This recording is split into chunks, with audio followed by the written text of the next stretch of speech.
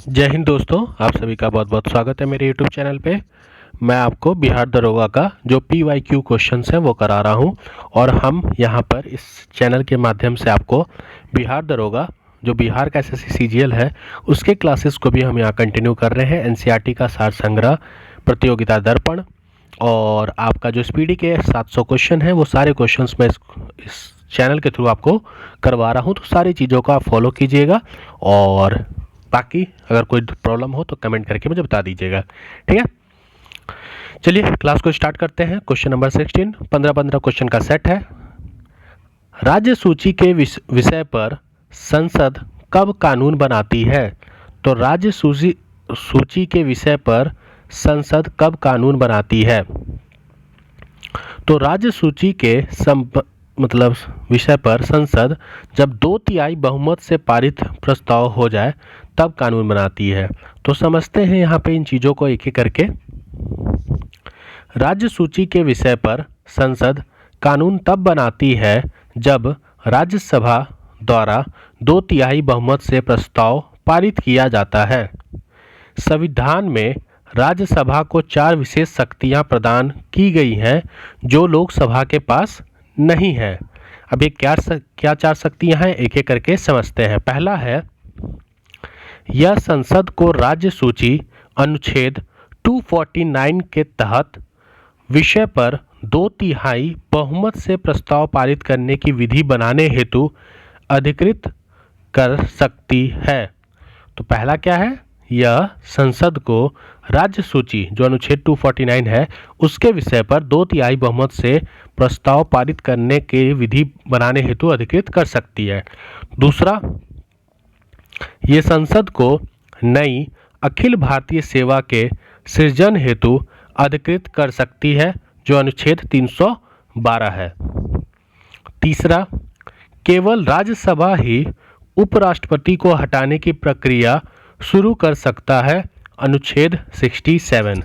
आपको पता है कि जो राज्यसभा के सभापति होते हैं वो उपराष्ट्रपति होते हैं, तो इसीलिए केवल राज्यसभा ही उपराष्ट्रपति को हटाने की प्रक्रिया शुरू कर सकता है जो अनुच्छेद 67 में दिया हुआ है। आगे हम बात करें, यदि राष्ट्रपति द्वारा आपातकाल की घोषणा ऐसे समय की जाती है जब लोकसभा भंग की जा चुकी है अथवा लोकसभा का विघटन हो गया है, तब आपातकाल की घोषणा अकेले राज्यसभा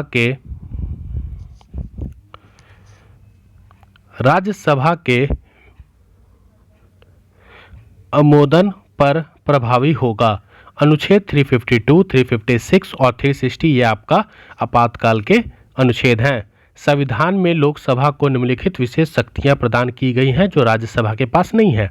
तो अभी हमने ऊपर जो 4 पढ़ा वो राज्यसभा की शक्तियां थी। अब हम लोकसभा की शक्तियां पढ़ेंगे जो राज्यसभा के पास नहीं है और इनको एक एक करके समझेंगे। तो पहला है धन विधेयक। अनुच्छेद 110 को प्रथम बार सिर्फ लोकसभा में पेश किया जाता है, राज्यसभा में नहीं। तो याद रखिएगा, जो आपका मनी बिल होता है जिसे धन विधेयक कहते हैं, अनुच्छेद 110 उसको प्रथम बार सिर्फ लोकसभा में पेश किया जाता है, राज्यसभा में पेश नहीं किया जाता। राज्यसभा धन विधेयक को अस्वीकृत या संशोधित नहीं कर सकती। उसे इस विधेयक को सिफारिश या बिना सिफारिश के 14 दिन के भीतर ही लोकसभा को लौटाना अनिवार्य होता है। तो यहाँ पर कह रहा है कि राज्यसभा जो है वो धन विधेयक को अस्वीकृत नहीं कर सकती, मतलब उसमें संशोधित नहीं कर सकती।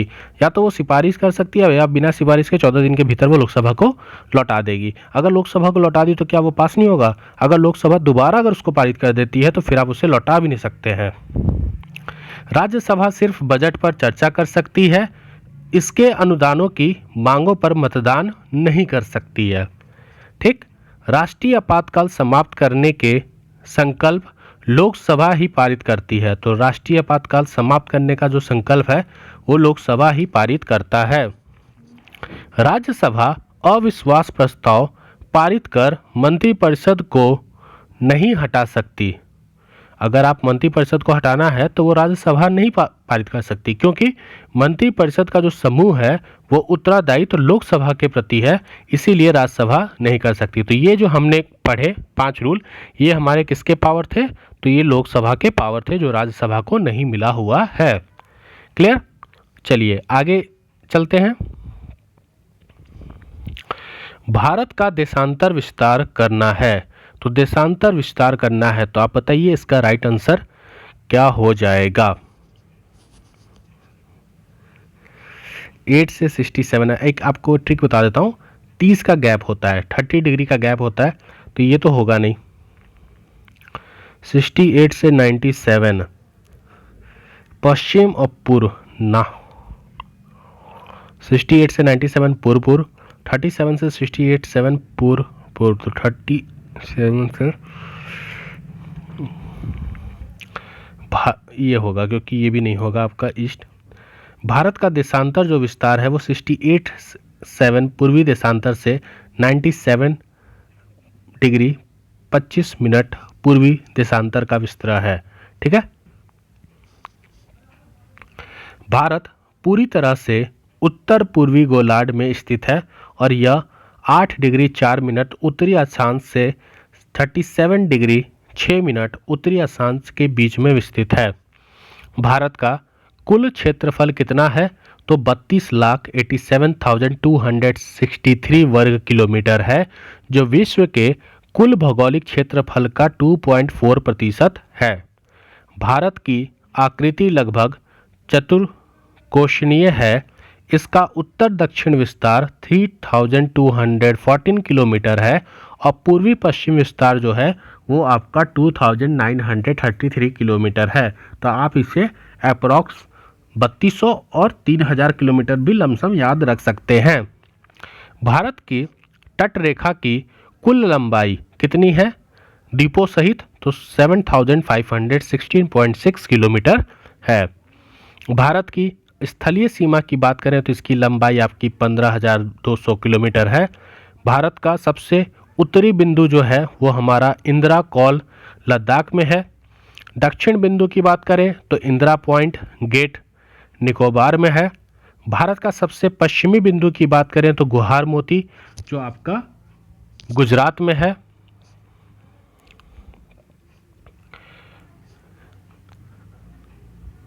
और भारत का सबसे पूर्वी बिंदु की बात करें तो की बिथु ये आपका अरुणाचल प्रदेश में है। ठीक है। अगला क्वेश्चन है, बैरा बैंगनी किरणों से रक्षा करने वाली परत क्या है? तो बड़ा बैंगनी किरणों से रक्षा करने वाली परत आपकी क्या होती है? तो ये आपकी स्ट्रेटोस्फीयर होती है। स्ट्रेटोस्फीयर जिसे समाप्त मंडल पराबैंगनी किरणों से रक्षा करने वाली परत है। तो स्ट्रेटोस्फीयर जो है वो आपकी पराबैंगनी किरणों से रक्षा करने वाली परत होती है। और वायुमंडल की संरचना की बात करें तो तापीय विशेषता के आधार पर वायुमंडल की अगर हम संरचना की बात करें तो पहला है आपका क्षोभ मंडल जिसे हम ट्रोपोस्फेयर कहते हैं। अगर हम ट्रोपोस्फेयर की बात करें तो वायुमंडल की सबसे निचली परत को हम संवहन मंडल या फिर परिवर्तन मंडल अथवा क्षोभ मंडल कहा जाता है। इसकी औसत ऊंचाई जो होती है वह सतह से 13 किलोमीटर होती है और यह ध्रुव से निकट 8 किलोमीटर तथा विषुवत वृत्त से 18 किलोमीटर ऊंचा है। तो आप इसको याद रखिए कि इसकी जो औसतन ऊंचाई है वो कितनी है? 13 किलोमीटर है।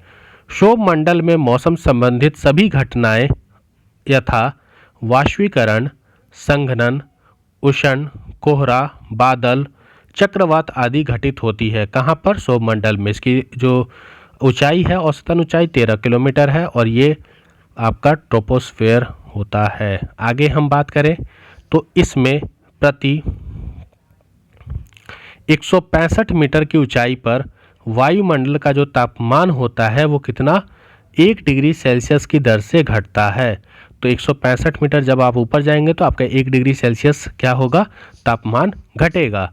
क्षोभ मंडल समताप मंडल से टोपोफ्रास्ट द्वारा अलग होता है। तो ट्रोपोपाज द्वारा क्षोभ मंडल समताप मंडल से आपका अलग होता है। यहाँ पे बात करें, ये हमारा सौरमंडल है, उसके ऊपर हमारा समताप मंडल है, उसके बाद मध्य मंडल है, फिर आपका आयन मंडल है और सबसे ऊपर आपका बहिर्मा मंडल है।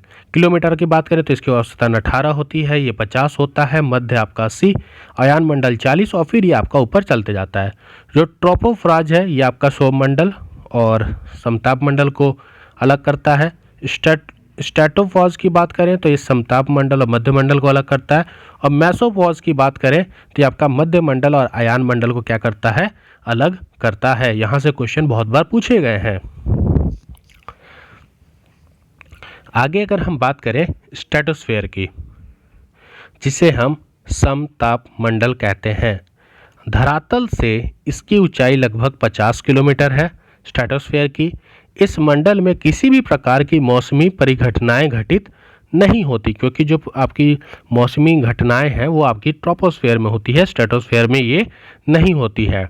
इन्हीं दिशाओं के कारण वायुयान उड़ने के लिए समताप मंडल की जो निचली सीमा आदर्श मानी जाती है। तो जो आपका स्ट्रेटोस्फेयर है इसकी जो निचली सीमा है, यहाँ पर आपका वायुयान जैसे एरोप्लेन है ये सब उड़ने के लिए बहुत ही अच्छा माना जाता है, क्योंकि यहाँ पर कोई भी मौसमी घटनाएं नहीं होती है। समताप मंडल में ओजोन परत स्थित है और जो 15 से 35 किलोमीटर तक विस्तृत है। इस ओजोन परत द्वारा सौरिक पराबैंगनी विकिरण तरंगों का अवशोषण होता है। तो जो आपका ओजोन लेयर है, यहाँ पर कौन सी जो ओजोन परत है ये आपकी पराबैंगनी विकिरण तरंगों का अवशोषण होता है। समताप मंडल मध्य मंडल से स्ट्रेटोफॉज द्वारा अलग होता है, ये मैं बता चुका हूँ आपको। आगे बात करते हैं मेसोस्फेयर की, फिर आयनोस्फेयर की। अगर हम बात करें मध्य मंडल जिसे हम मेसोस्फेयर कहते हैं, तो मध्य मंडल का विस्तार सागर से तल से 50 से 80 किलोमीटर की ऊंचाई के मध्य होता है। मध्य मंडल आयन मंडल से मेसोफॉज द्वारा अलग होता है। आयनोस्फेयर की बात करें, इसे आयन मंडल कहा जाता है, इसका विस्तार 80 से 400 किलोमीटर की ऊंचाई पे है और कुछ स्रोतों के विस्तार 640 किलोमीटर तक माना जाता है। इसमें आयन मंडल से आयनों अर्थात विद्युत अवासित किरणों की प्रधानता है, इसीलिए आयन मंडल रेडियो तरंगों को पृथ्वी पर परिवर्तित करके संचार व्यवस्था को संभव बनाता है। तो जो आपका आयन मंडल है ये रेडियो तरंगों को पृथ्वी पर परावर्तित करके संचार व्यवस्था को क्या बनाता है, संभव बनाता है। आगे बात करते हैं बहिमंडल जिसे हम एक्सोस्फीयर कहते हैं। यह मंडल वायुमंडल का सबसे ऊपरी पर है आपका। यह आयन मंडल के ऊपर से शुरू होकर सुदूर अंतरिक्ष में विलीन हो जाता है। नोट, ऑरोरा ऑस्ट्रेलियस तथा ऑरोरा बोरेलियस जैसी परिघटनाएं आयन मंडल में घटित होती हैं, जो एक प्रकार की सौरिक तूफान से निष्कृत इलेक्ट्रॉनिक तरंग हैं। तो कैसी तरंगे हैं ये? इलेक्ट्रॉनिक तरंगे हैं। क्लियर? हमने एक्सोस्फेयर, आयनोस्फेयर, मेसोस्फेयर, स्ट्रेटोस्फेयर और आपका ट्रोपोस्फेयर, ये पूरी चीज़ों को हमने अच्छे से पढ़ लिया। और क्वेश्चन आपसे क्या पूछा था, पराबैंगनी किरणें की रक्षा कौन सी परत करती है? तो आपकी ऑप्शन बी जो था स्ट्रेटोस्फेयर करती है। चलिए आगे बढ़ते हैं। सीता माता की जयंती कब मनाई जाती है? तो बताइए सीता माता की जयंती कब मनाई जाती है? तो सीता माता की जयंती वैशाख माह के शुक्ल पक्ष की नवमी को मनाई जाती है। सीता माँ की जयंती वैशाख माह के शुक्ल पक्ष की नवमी को मनाई जाती है। हिंदू कैलेंडर के अनुसार सभी महीनों के नाम चैत्र, वैशाख, ज्येष्ठ, आषाढ़, सावन, भाद्र, अश्विनी, कार्तिक और मार्गशीर्ष, माघ, फागुन, पौष, ये सारी चीज़ें आपके क्या हैं, हिंदू कैलेंडर के अनुसार महीने हैं। ठीक है। चैत्र माह में हिंदू नववर्ष की शुरुआत होती है। तो अभी आपने जो पढ़ा कि न्यू ईयर, ये क्या है, ये आपका क्रिश्चियन कैलेंडर के हिसाब से है। जो हिंदू नववर्ष होता है वह चैत्र माह से शुरुआत होता है। आगे बढ़ते हैं। सर्वाधिक ऊंचाइयों पर स्थित बादल क्या कहलाता है? तो सर्वाधिक ऊंचाइयों पर स्थित जो बादल होता है उसे हम पश्चाम बादल कहते हैं। पश्चाम बादल। बादलों का वर्गीकरण। औसत ऊंचाई के आधार पर बादलों को 3 प्रमुख वर्गों में बांटा गया है। 3 प्रमुख वर्गों या फिर 10 उपवर्गों में बांटा गया है। तो पहले 3 प्रमुख वर्ग को हम देखते हैं। पहला है उच्च बादल, जिसकी ऊंचाई 6000 से लेकर 20,000 मीटर है, जिसे हम पेशाब बादल कहते हैं। तो यह आसमान में पेशाब बादल जो होता है, यह आसमान में सबसे अधिक ऊंचाई पर सफ़ेद रेशम की भांति कोमल और बिखरे बादल होते हैं। ये हिमकणों से बने होते हैं और इसीलिए इसमें वर्षा नहीं होती। किसमें? आपके पेशाब बादल में। चक्रवात के आगमन के क्रम में सबसे पहले यही मेघ दिखाई पड़ते हैं और इसीलिए ये मेघ चक्रवात के आगमन के सूचांक होते हैं। तो चक्रवात होता है उसके आगमन के सूचांक कौन होते हैं? पेशाब बादल सबसे ऊंचाइयों पर होते हैं और इसमें वर्षा नहीं होती है। पेशाब स्तरीय बादल या वृद्धि क्षेत्र में दूधिया चादर की भांति फैले रहते हैं। इनके आगमन पर सूर्य तथा चंद्रमा के चारों ओर प्रभामंडल या हैलो बन जाता है और चक्रवात के आगमन के क्रम में पेशाब मेघों के तत्काल बाद यही बादल दिखाई पड़ते हैं। तो चक्रवात के आगमन के क्रम में सबसे पहले तो आपका जो पेशाब मेघ है वो दिखाई देता है, उसके बाद आपके स्तरीय बादल दिखाई देते हैं। तीसरा है पेशाब कपासी बादल। ये सफ़ेद रंग के छोटे छोटे गोलों की भांति दिखाई पड़ते हैं तथा समूह में यह लहरोनुमा रूप में दिखाई पड़ते हैं। कौन से? आपके पेशाब कपासी बादल। तो हमने उच्च बादल के 3 पढ़ लिए। अब दूसरा है हमारा मध्य बादल। मध्य बादल 2500 से 6000 मीटर की ऊंचाई तक होता है और इसमें जो पहला है वह है उच्च स्तरीय बादल। तो उच्च स्तरीय बादल वह भूरे अथवा नीले रंग के लगातार चादर की भांति फैले छोटे स्तरों के बादल होते हैं। कौन से? उच्च स्तरीय बादल।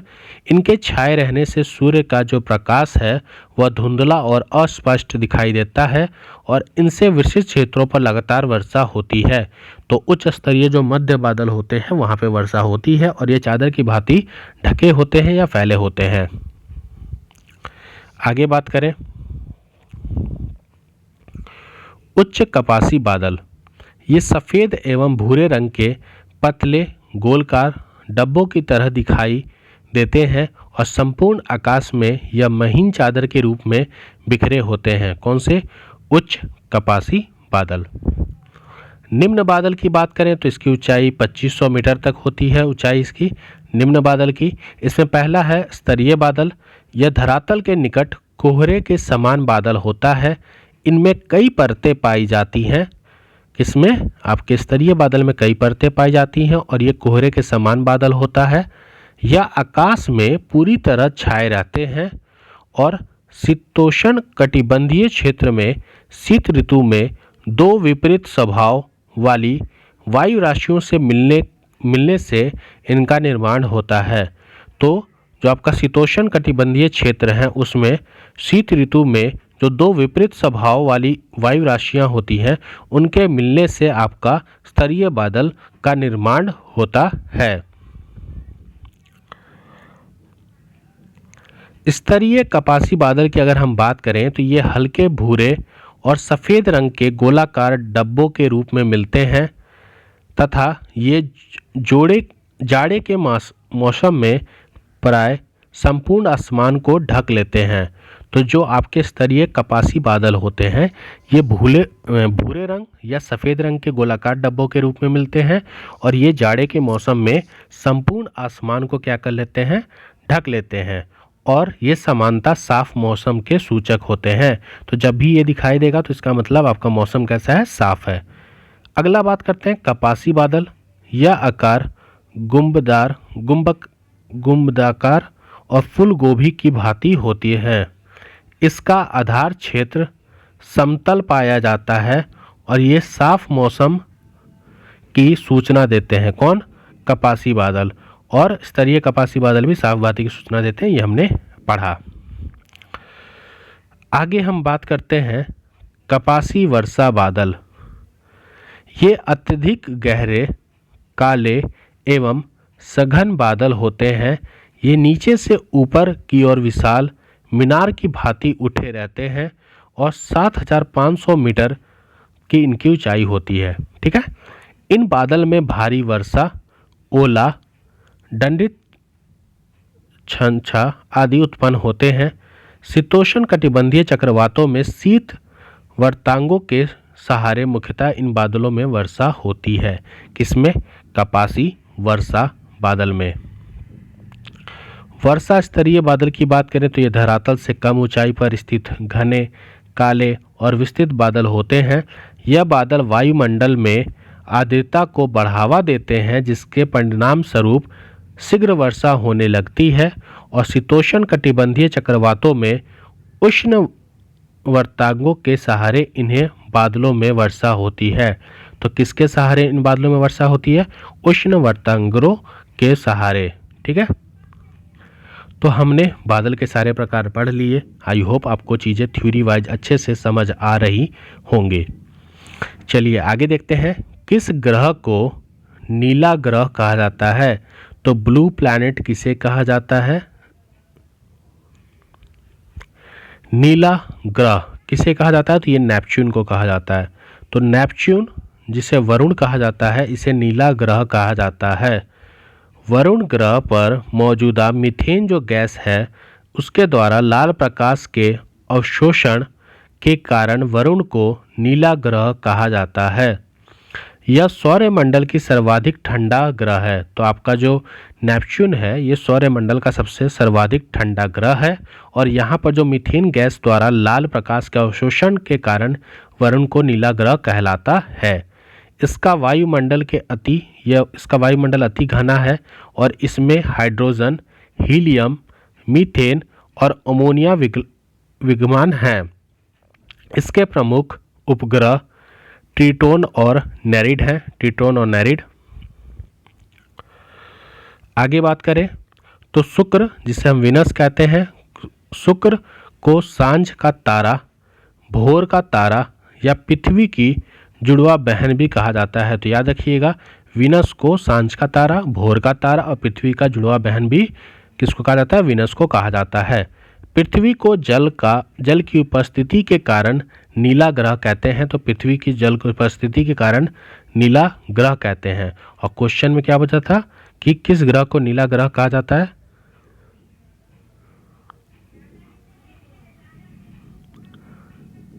एक मिनट, आप नीला ग्रह कहते हैं पृथ्वी को जल की उपस्थिति के कारण। नीला ग्रह। ओके। मंगल मार्स की सतह पर लाल और फेरिस ऑक्साइड की उपलब्धता के कारण होने के कारण इसे लाल ग्रह कहते हैं। तो मंगल को लाल ग्रह कहते हैं। शनि, जिसे हम सैटर्न कहते हैं, गैसों का गोला या गैलेक्सी समान ग्रह होता है।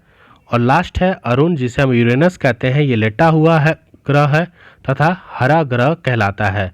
तो हरा ग्रह आपका यूरेनस हो जाएगा। शनि जो है ये गोला का गैस हो जाएगा। मंगल जो है ये आपका लाल ग्रह हो जाएगा। पृथ्वी जो है ये जल की उपस्थिति होने के कारण नीला ग्रह हो जाता है। और नेपच्यून जो है वह नेपच्यून को हम नीला ग्रह कहते हैं। ऑप्शन में आपका अर्थ नहीं था, ऑप्शन में आपका पृथ्वी नहीं था, इसलिए हमने नेपच्यून को टिक मारा, क्योंकि नेपच्यून और अर्थ दोनों है तो नेपच्यून को हमने टिक मारा है। क्लियर। आगे बढ़ते हैं। किसने गति के नियमों को प्रतिपादन किया था? तो किसने गति के नियमों को प्रतिपादन किया था? तो किसने किया था गति के नियमों को? न्यूटन ने किया था। गति के नियमों को प्रतिपादन आइजक न्यूटन, भौतिक के पिता, ने किया था। आइजक न्यूटन ने 1684 ईस्वी में अपनी पुस्तक द प्रिंसिपिया मैथमेटिक में गति के नियमों का प्रतिपादित किया था।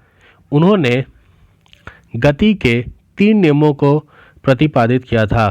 तो न्यूटन के 3 नियम कौन कौन से हैं आपको पता होना चाहिए। जो प्रथम नियम है वो कहता है कि कोई वस्तु विराम की व्यवस्था में अगर है तो वह विराम की अवस्था में ही रहेगी, और यदि वह एक समान गति से किसी सीधी रेखा पर चल रही है तो वैसे ही चलती रहेगी जब तक उस पर कोई बाहरी बल लगातार उसकी अवस्था में परिवर्तन ना किया जाए।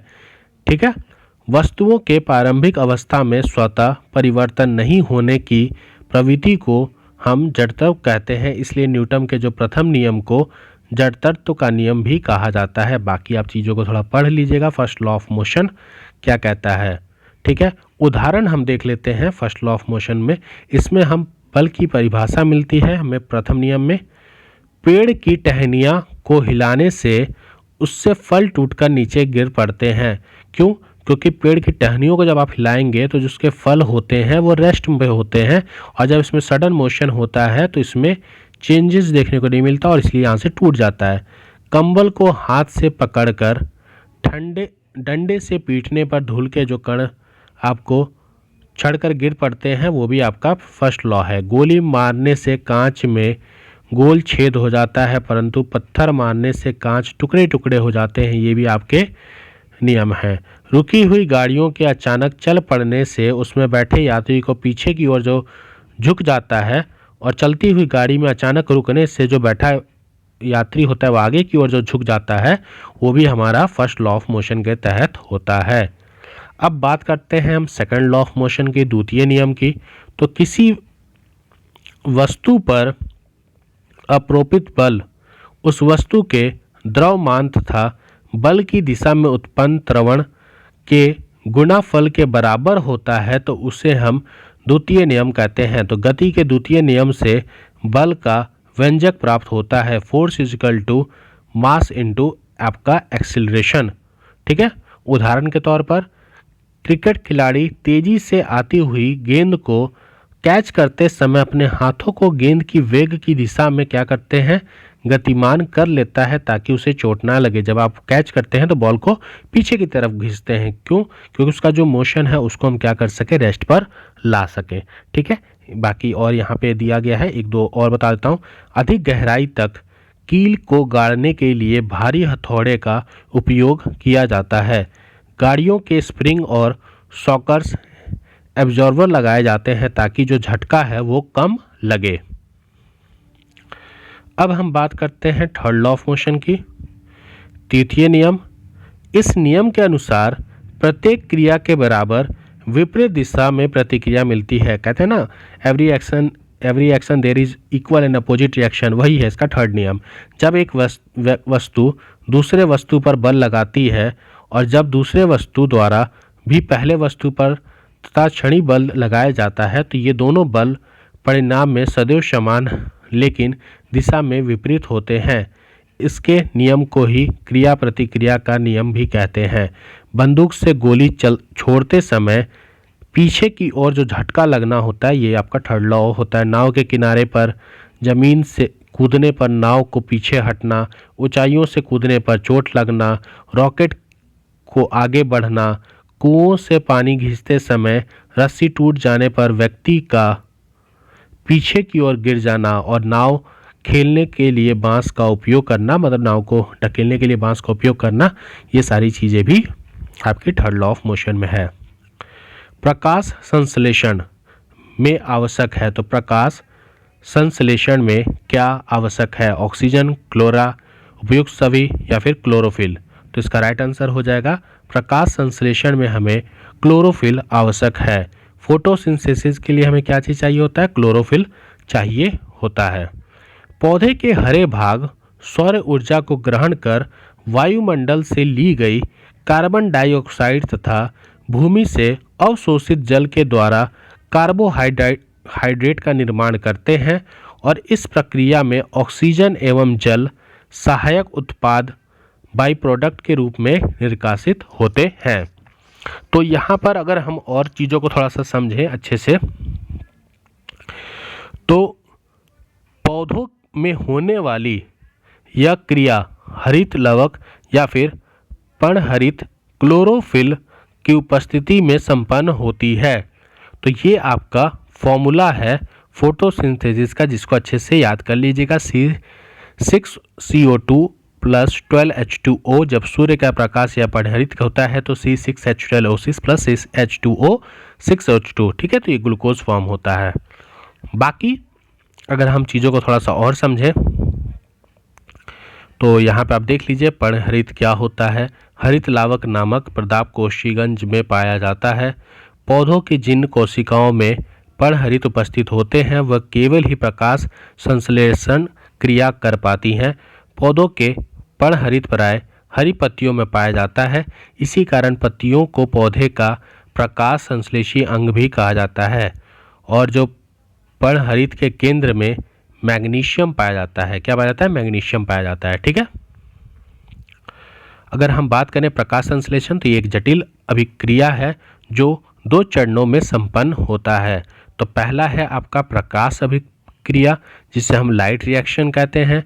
दूसरा है अप्रकाशीय अभिक्रिया जिसे हम डार्क रिएक्शन कहते हैं। तो पहले लाइट रिएक्शन प्रकाश अभिक्रिया को समझते हैं। प्रकाश अभिक्रिया की उपस्थिति में हरित तलवक के ग्रेना वाले भाग में होता है। इस अभिक्रिया की खोज हिल नामक वैज्ञानिक ने किया था और इसी कारण इसे हिल अभिक्रिया कहते हैं। प्रकाश संश्लेषण के प्रकाश अभिक्रिया में NADPH2 एवं ATP का निर्माण होता है। ठीक है, एनर्जी। और यहाँ प्रयोग प्रकाश संश्लेषण की दूसरी व्यवस्था में डार्क रिएक्शन होता है। तो यहाँ पे आप याद रखिए लाइट रिएक्शन में क्या रिलीज होता है? ATP, ये आपको याद रखना है। और अगर डार्क रिएक्शन की हम बात करें तो इस अप्रकाशिक अभिक्रिया इसलिए नहीं कहते कि यह अंधेरे में होता है, बल्कि इसलिए कहते हैं कि इस अभिक्रिया हेतु प्रकाश की जरूरत नहीं होती। तो डार्क रिएक्शन का मतलब ये नहीं होता कि ये अंधेरे में होता है इसलिए डार्क रिएक्शन है। ये इसलिए इसको डार्क रिएक्शन कहते हैं क्योंकि ये जो अभिक्रिया होती है इसमें प्रकाश की जरूरत नहीं होती है। यह अभिक्रिया हरित तलवों के स्ट्रोमा वाले भाग में होता है और प्रकाश अभिक्रिया में से बने NADPH2 जिसे हम निक्टोनाइमाइड, एडुआइन, डिनोक्लायोडाइड, फॉस्फेट तथा ATP की सहायता से संपन्न होता है। क्लियर? बाकी ये चीज़ें हैं, इनको आप थोड़ा सा और पढ़ लीजिएगा जिससे आपको सारी चीज़ें मिल जाए। जो साइंस पोर्शन है, जिसने साइंस हिंदी में लिया है उन्हें ये चीज़ें बहुत अच्छे से समझ आएंगी। जिसने इंग्लिश में लिया है उनको ये चीज़ समझ नहीं आएगा। मैं पहले ही बोल देता हूँ, थोड़ा सा प्रॉब्लम आपको होगा। प्राकृतिक सफाई कर्मी किसे कहा जाता है? तो प्राकृतिक सफाई कर्मी किसे कहा जाता है? तो प्राकृतिक सफाई कर्मी अपघटक को कहा जाता है। अपघटक को प्राकृतिक सफाई कर्मी कहा जाता है। अपघटक पौधे तथा उपभोक्ता के मृत शरीर से अपना भोजन प्राप्त करने के साथ साथ जटिल कार्बनिक यौगिक को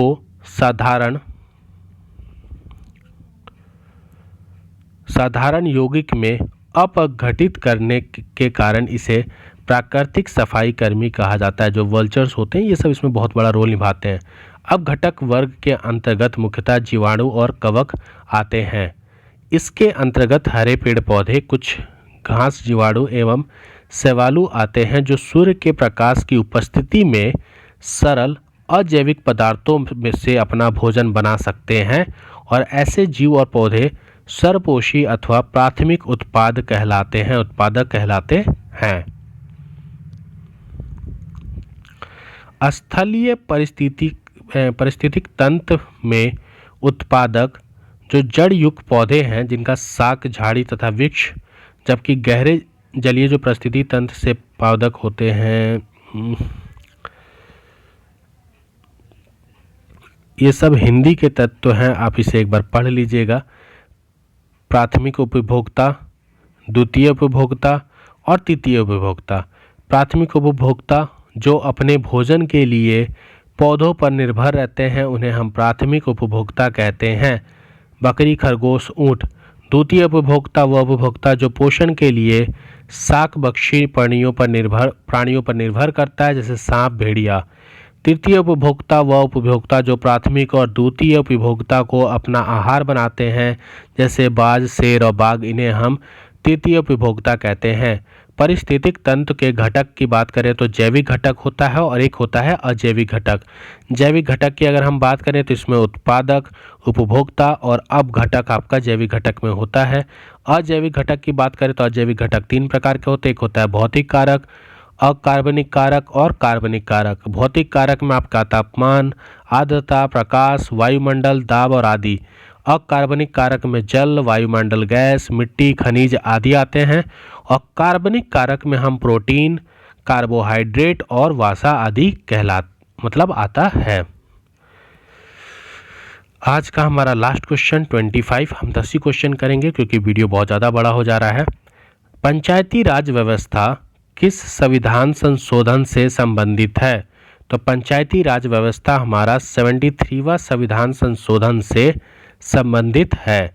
73वां जो संविधान संशोधन था अधिनियम, ये 1992 में पारित हुआ था और इस संविधान संशोधन अधिनियम ने पंचायती राज संस्थाओं को संवैधानिक दर्जा प्रदान किया था। तो 73वां जो संविधान संशोधन है 1992 में, उसने पंचायती राज संस्थानों को संवैधानिक दर्जा प्राप्त किया था और इस अधिनियम ने संविधान में एक नया भाग 9 सम्मिलित किया और इसमें पंचायत नाम दिया गया। भाग 9 पंचायत, ठीक है। भाग 9 के अनुच्छेद 243 से लेकर 243 तक प्रावधान सम्मिलित किया गया किसका? पंचायत का। 73वें संविधान संशोधन अधिनियम द्वारा संविधान में 11 अनुसूची भी जोड़ी गई। इन सूचियों में पंचायतों की 29 कार्यकारी विषय वस्तु हैं। निम्नलिखित समितियों का संबंध पंचायती राज से है। तो ये सारी चीज़ें आपकी दी गई हैं, तो ये आप देख लीजिएगा, ठीक है। और बाकी यहाँ पर जो आपका समितियां हैं पंचायत राज से संबंधित, उसको हम थोड़ा देखते हैं। सबसे पहला है बलवंत राय मेहता समिति। बलवंत राय मेहता समिति आपका 1957 में आया था। अशोक मेहता समिति, ये सब पंचायती राज समिति के रिगार्डिंग है, तो 1977। GV के राव समिति, ये आपका 1985 में। LM सिंघवी समिति 1986। टुगन समिति 1988 और आपका गॉडगिल समिति, ये भी 1988। उल्लेखनीय है कि पंचायती राज संस्थानों के संवैधानिकरण के लिए सर्वप्रथम राजीव गांधी सरकार ने 1989 में 64वां संविधान संशोधन विधेयक लोकसभा में पेश किया था, हालांकि ये पारित नहीं हो सका। तो सबसे पहले राजीव गांधी जी की जो सरकार थी 1989 में, उसमें जो 64वां संविधान संशोधन था उसमें इसको पारित नहीं हो सका ये आपका विधेयक। आगे बात करें हम, 74 संविधान संशोधन अधिनियम भी 1992 में पारित हुआ आपका। 1989 में नहीं हो पाया, 3 साल बाद ये पारित हो गया। 74 संविधान संशोधन अधिनियम ने संविधान में भाग 9 को जोड़ा और साथ ही 12वीं अनुसूची को भी जोड़ा और इस प्रकार इस अधिनियम ने नगर पालिकाओं जिसे शहरी स्थानीय स्वशासन को संवैधानिक दर्जा प्रदान किया। तो आपसे क्वेश्चन पूछ सकता है कि नगर पालिका को संवैधानिक दर्जा कब प्राप्त हुआ था? तो 74 संविधान संशोधन अधिनियम 1992। 12वीं अनुसूची में नगर पालिका की 18 कार्यकारी विषय वस्तुओं का उल्लेख है और निम्नलिखित समितियां एवं आयोग का संबंध शहरी स्थानीय शासन से है। तो अब हम शहरी और स्थानीय शासन के बारे में थोड़ा एक एक करके देख लेते हैं। वर्ष और समिति आयोग का नाम और इसके अध्यक्ष कौन थे ये भी देखेंगे। तो सबसे पहला जो हमारा था वो 1949 से लेकर 1951 में स्थानीय वित्तीय जांच समिति बनी थी। इसके अध्यक्ष कौन थे? PK वटाल जी, ठीक है। 1953 से 54 में करारोपण जांच आयोग बना था। इस समिति के जो अध्यक्ष थे वो थे जॉन मिथाई, ये इंपॉर्टेंट है। 1963 से 65 में नगर निगम कर्मचारियों के परिशेषण पर गठित समिति, इसको नरुद्दीन अहमद। 1963 से 66 के बीच ग्रामीण नगरीय संबंध समिति, ये आपका AP जैन। 1963 में स्थानीय नगर निकायों के वित्तीय संसाधनों से संवर्धन के लिए मंत्रियों की समिति या आपकी रफीक जकारिया जी। 1965 से 68 में नगर निगम कर्मचारियों की कार्य दिशाओं पर समिति या आपका BS मूर्ति जी। 1974 में नगर प्रशासन में बजटीय और सुधार पर जो समिति बनी थी उसका गिरिजापति मुखर्जी। 1982 में स्थानीय नगर निकायों तथा नगर निगम का गठन, शक्तियों तथा कानूनों पर गठित अध्ययन दल KN सहाय। और 1985 से 89 में नगरीकरण एवं नगरीकरण पर राष्ट्रीय आयोग या आपका CN जो कुरिया जी थे ये थे। उल्लेखनीय है कि 1989 में राजीव गांधी सरकार ने लोकसभा में जो 65वां संविधान संशोधन विधेयक पेश कर शहरी स्थानीय स्वशासन को संवैधानिक दर्जा प्रदान करने का प्रयास किया था। हालांकि विधेयक राज्यसभा में पारित नहीं हुआ और निरस्त हो गया। तो ये राज्यसभा में पारित नहीं होने के कारण ये निरस्त हो गया था और वही 3 साल बाद आपका 1992 में ये आपका क्या हो गया, पारित भी हो गया और राज्यसभा से भी क्लियर हो गया। क्लियर है। तो आज हमने 10 क्वेश्चन पढ़े। एक्सप्लेनेशन थोड़ा ज़्यादा था इसलिए 10 ही क्वेश्चन करा पाया मैं। आपको वीडियो ज़्यादा लंबा हो जाता है इसलिए मैं चाहता हूं कि आप छोटे छोटे करके चीज़ों को पढ़ें जो आपसे टाइम भी बचे और आपको नॉलेज भी ज़्यादा प्राप्त हो सके। आपको वीडियो अच्छा लगा तो इस वीडियो को वीडियो में अपने थॉट्स कमेंट करके बताइए। वीडियो को लाइक करें, शेयर करें, चैनल को सब्सक्राइब करें। मिलते हैं अपने नए वीडियो में। जय हिंद।